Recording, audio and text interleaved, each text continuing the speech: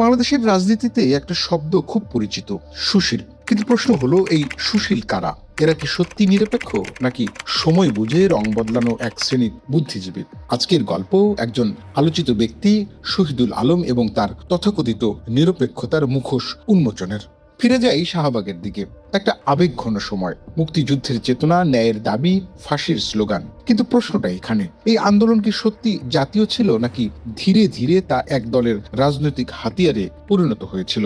অনেকেই গিয়েছিলেন, লীগ করতেন না, বরং লীগকেও গালি দিতেন। তবু গিয়েছিলেন বড় উদ্দেশ্যের নামে, আর সেই বড় উদ্দেশ্যের আড়ালেই শক্তিশালী হয়েছে একক রাজনৈতিক বয়ান। এই প্রক্রিয়ায় অন্যতম মুখ শহীদুল আলম।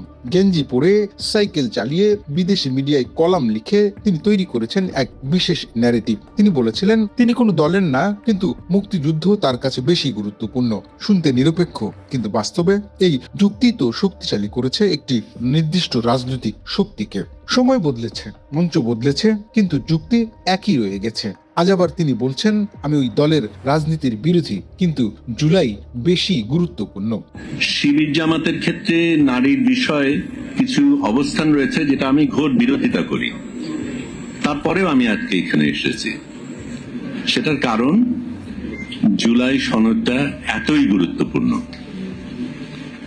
এত গুরুত্বপূর্ণ যে আমার দ্বিমত, কিছু জায়গায় দ্বিমত থাকা সত্ত্বেও, ভিন্ন চিন্তা থাকা সত্ত্বেও আমার থাকা উচিত, আমাদের প্রত্যেকের থাকা উচিত। দেখুন মিলটা, শাহবাগে বলেছিলেন মুক্তিযুদ্ধ আগে, আজ বলছেন জুলাই আগে। প্রশ্ন হলো, এই আগের রাজনীতি কার জন্য কাজ করে? ৭১ ছিল জনযুদ্ধ, পুরো জাতির সংগ্রাম, কিন্তু সেটাকে দলীয় মালিকানায় নিয়ে গেছে শেখ হাসিনার নেতৃত্বাধীন রাজনীতি। এমন অভিযোগ বহুদিনের। ফল, যত বেশি ৭১ নিয়ে দলীয় বয়ান, তত বেশি বিভক্ত হয়েছে জাতি। এখন একই খেলা জুলাই নিয়ে। সমস্যাটা এখানেই। আপনি বলছেন দলকে পছন্দ করেন না, কিন্তু তার প্ল্যাটফর্মে গিয়ে তার ন্যারেটিভেই কথা বলছেন। এটা কি নিরপেক্ষতা, নাকি নরম সাপোর্ট? এই লজিক আল্ট্রা ফ্যাসিস্ট রাজনীতির বীজ। কারণ যে দল জাতীয় ইভেন্টকে ব্যবহার করে বিভক্তি তৈরি করে, ক্ষমতায় গেলে তারা কি করবে তা বুঝতে খুব বেশি বুদ্ধির দরকার নেই।